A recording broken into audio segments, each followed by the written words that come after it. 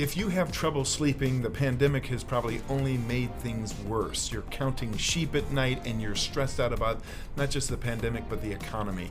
Next on the Jeff Crilley Show, we're going to be talking to a leading national expert on sleep disorders. That's next.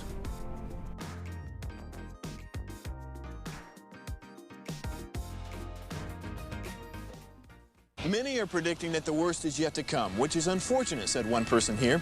Until now, they've enjoyed the reputation of being the nation's icebox. Watched a burglar in his home this morning by webcam. As a journalist of over 25 years, stories are what make my world turn. Reporting live from the Dallas newsroom tonight, Jeff Crilley, Fox 4 News. But in 2008, I took the jump from my familiar life and started a PR firm from my home. We're talking about anyone with a camcorder like the one I'm using becomes a television network. We started slowly growing the company, and we now have over 100 clients, and we've branched into the world of live digital broadcasting. I now own 8 different TV studios and have a huge team, and the stories that I now get to share are sometimes the most important of my life. Life has a funny way of coming around full circle. This is the Jeff Crilley Show. We are a nation of people who are sleep deprived. We're wired and tired. We're having too much caffeine. We're staying up too late. We're looking at that blue light on our phone until right before we go to sleep. To talk about sleep issues right now, Dr. Hal Stewart, you're a leading national expert. You're a dentist, but you specialize in sleep disorders. Right. Tell us about that. Well, the airway starts with the nose and the mouth, and that's pretty much the dentist's wheelhouse. I learned a long time ago that what I do is a lot more than just about teeth. They're very important. But my own father had severe sleep apnea, and he lived to be 88, but he was very, very healthy. But he started having dementia and Parkinson's, and those things have been found to be related to sleep apnea. So I had a personal issue, and I knew even when he would go through his apneic events, and we didn't know what was going on. You know, when I was in high school and college, I knew something wasn't right about that. It just wasn't right. And my father was always sleepy during the day. He was a big man, a lot of energy, but if he stopped for more than about 5 minutes and sat down somewhere, he would be dozing off. Wow. And then it all came together when I started reading more in my journals about sleep deprivation and about breathing issues that cause sleep apnea. And your approach is really revolutionary. I know a lot of people will just instantly think CPAP machine, right. And you have a different solution that is really a permanent solution, isn't it? Exactly. And again, my job is to make my patients aware, and make the public aware, even if they're not my patients, that there are many ways to manage sleep apnea or treat it. And I do both, because not everybody, I was just telling Dallas, I had an 80-year-old patient last week. He has severe sleep apnea. We did a home sleep study. She's a mortality risk every time she goes to bed. So I had a CPAP in her hand by the next day. Wow. And she was wearing it that night. And so she may not want to go with a more of a definitive cure. The CPAP for her may be all that she wants to do, and it will save her life for the years she has left. But we do have a definitive approach now where we can actually stimulate people's DNA to actually grow their jaws to the proper size so that their airway will open up, because the vast majority have undersized jaws, and that's an epidemic in this country. So help explain that. If your jaw is too small, your tongue is blocking your airway? Right. So let's say you and I are twins, mm-hmm. and at 5 years of age, you get a puppy. And I don't like puppies. I'm playing with my model airplanes. Well, you develop allergies to this puppy. You start breathing through your mouth and not your nose. Your tongue doesn't go up into the roof of your mouth and push forward and out. So your jaw develops very narrow and with a high arch, and it doesn't develop forward.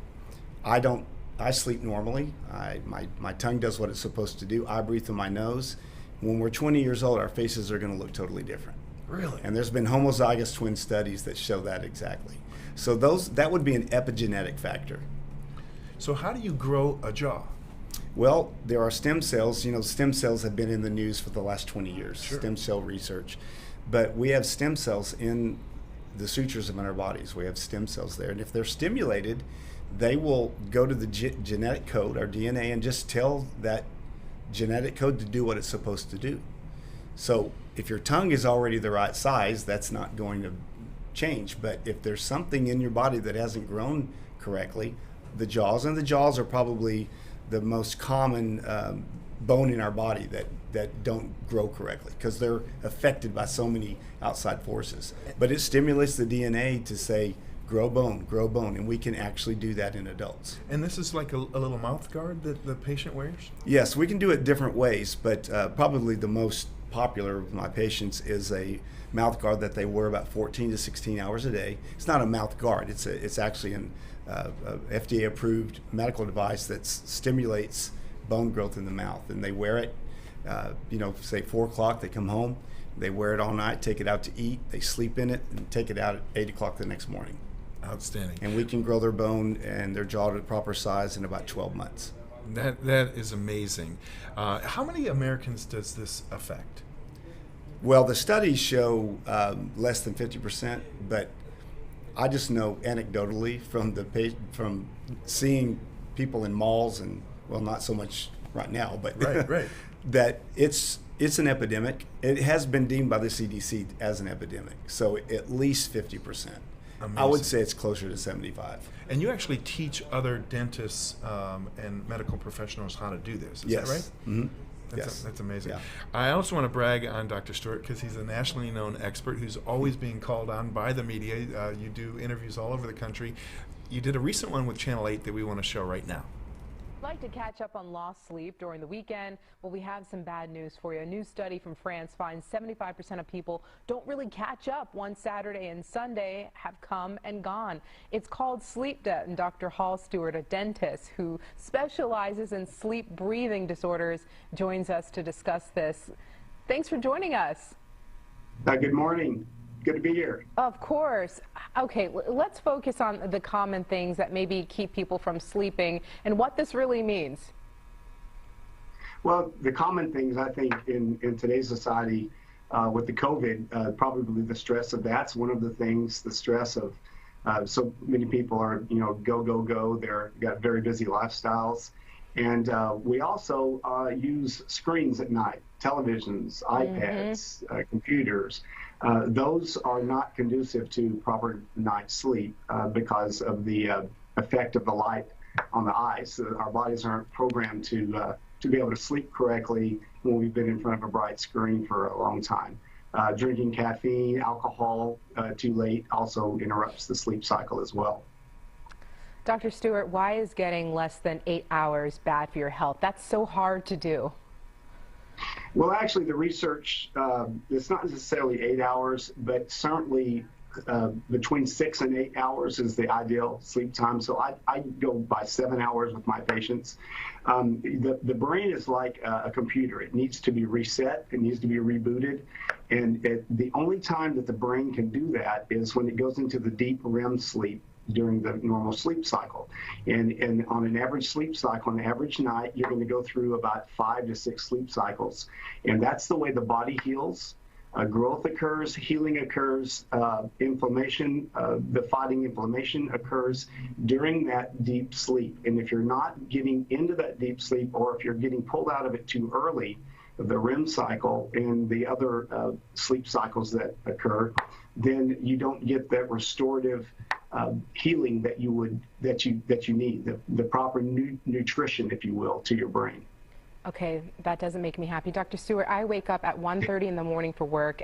By time this show rolls around, I do feel tired. So what are the side effects from the lack of not sleeping? Because I know I'm not the only one working extremely long shifts. Mm-hmm. Well, I don't want to alarm you, but I do because it's for your own health. But the long-term effects of sleep deprivation increases your morbidity for cancer by it doubles, and that's what the research has shown. The good news is this, that whatever your working hours are, you can still develop a routine where you get the proper amount of sleep in, but you just have to be very directive about it. You have to arrange that. All right, good advice, especially for myself. I will be more direct about it. Dr. Stewart, thank you so much for joining us this midday. Welcome. Thank you. Wow, that was a great interview. I got to confess, I'm one of those guys who gets up super early. I think I'm getting about 6 hours of sleep. I'm not sure. I hope it's REM sleep. How does somebody know whether they're getting good quality sleep? Well, there are apps that you can download on your smartphone, and those give you a, kind of a general idea. But to really know accurately, either a good home sleep study or what we call a polysomnogram, where you go into a sleep lab and you're monitored all night long. And those monitor many more body functions than a home sleep study does.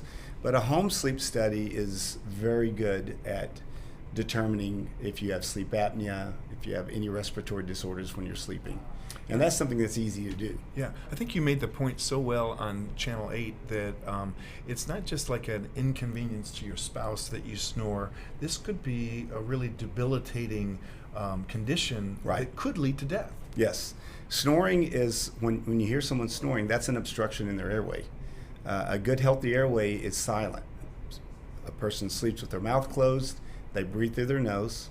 When you breathe through your nose, you have nitric oxide released into your air, and that increases the blood vessels in the lungs to expand, and you absorb more oxygen. It's healthy. So the difference between breathing through your mouth and breathing through your nose is like eating health food versus McDonald's all the time. So it's something that we want to see good sleep hygiene to help people breathe through their nose.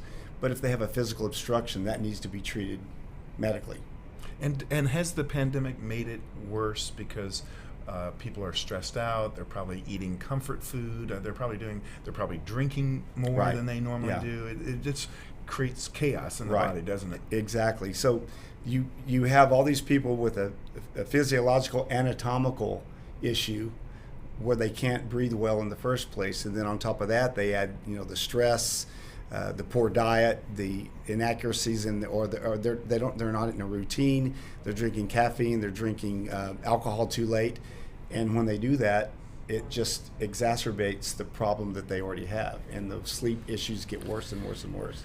Doctor, you have been an amazing guest. We're going to have you back soon. We're going to put the website up so everybody can get in touch with them. drhalstewart.com is the website. Thank you so much for your Jeff. words Appreciate of wisdom. it. You bet. And that's it for now. We'll see you next time.